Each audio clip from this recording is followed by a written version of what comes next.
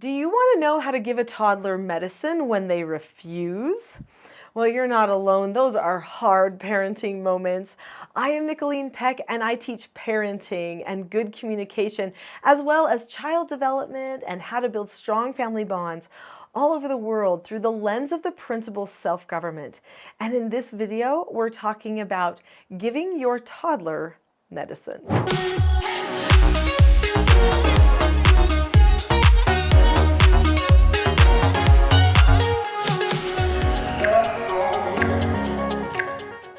In this video, we are going to talk about what to do when those lips tighten up and they will not take that medicine and they need it so much. I've had my share of moments like that, raising 4 biological children of my own and also taking in treatment children and doing treatment foster care for troubled children for many years as well. And now I'm a grandma, and so I'm seeing my children work through the same types of tricky moments.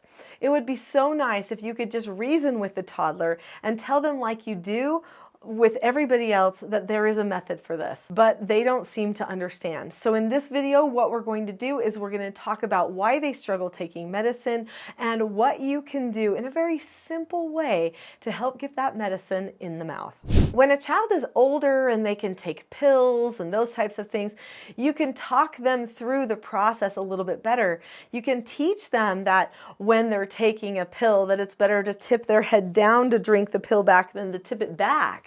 Because as my friend Jacob told me, you know, when you tip your head back to take the pill floats to the top of the liquid, and so it comes to the front and it never goes back. But if you tip your head this way, it goes to the top and you easily swallow it back. You can't tell that to a toddler. And the toddler is afraid of anything new, especially if it tastes different or bad. That's even worse. Trying to get something that tastes bad into a toddler's mouth is very difficult. Toddlers do not like new flavors. They like to stick to the same things that they've already known. And a medicine is usually a new flavor. This presents a definite difficulty, especially because it's something they need to have, but they don't want it.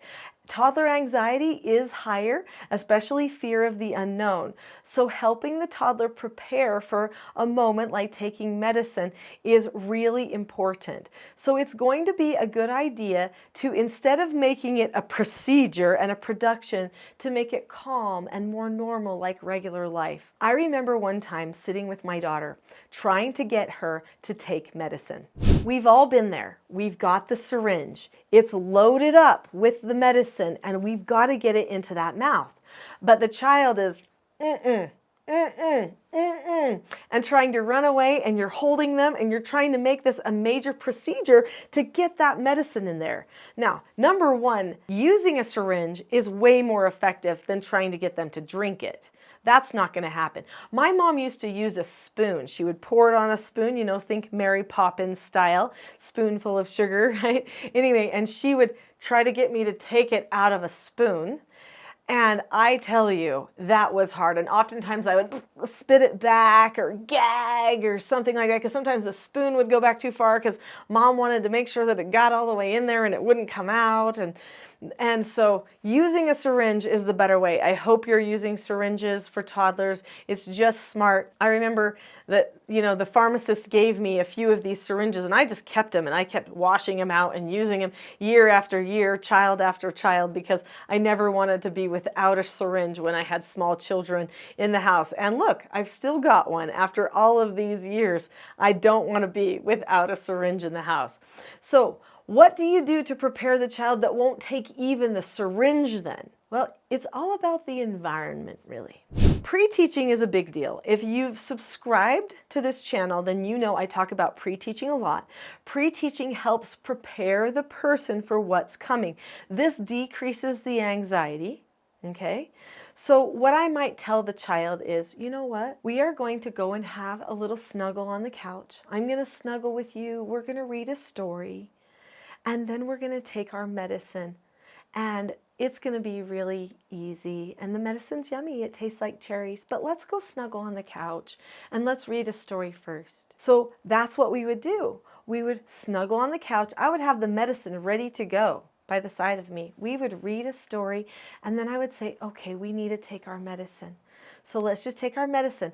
Now with the syringe, what I taught my children when they were young was that I was never going to shoot it straight in their mouth, but instead I would put it down to the side of their mouth. So I take the syringe, whether their lips are tight or whether they open their mouth, I'm going to take the syringe and I'm going to put it over here, and maybe even just like this. I'm going to drag it with one side of the mouth and then shoot it in. So even if their teeth are tight, it's still going to go to the back of the throat and it's going to run down.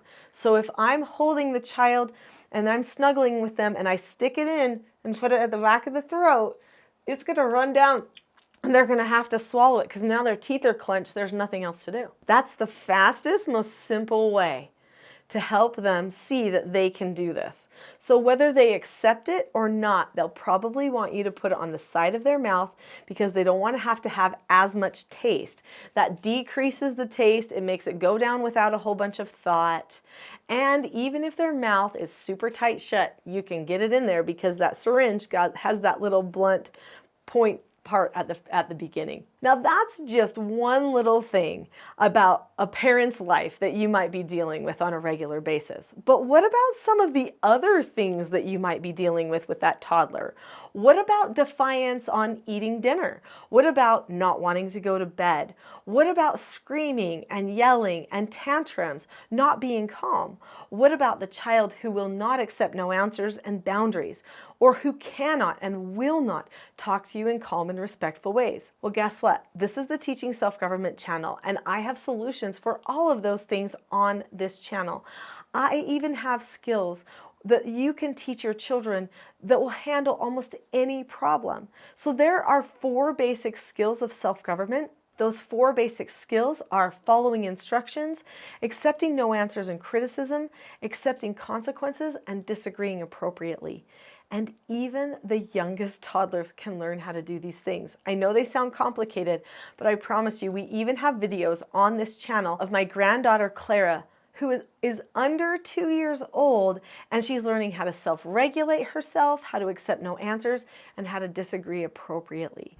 Those things are absolutely possible. So definitely keep poking around the channel. There's a lot of things for you to find here, and you also can always go to my website, which is teachingselfgovernment.com.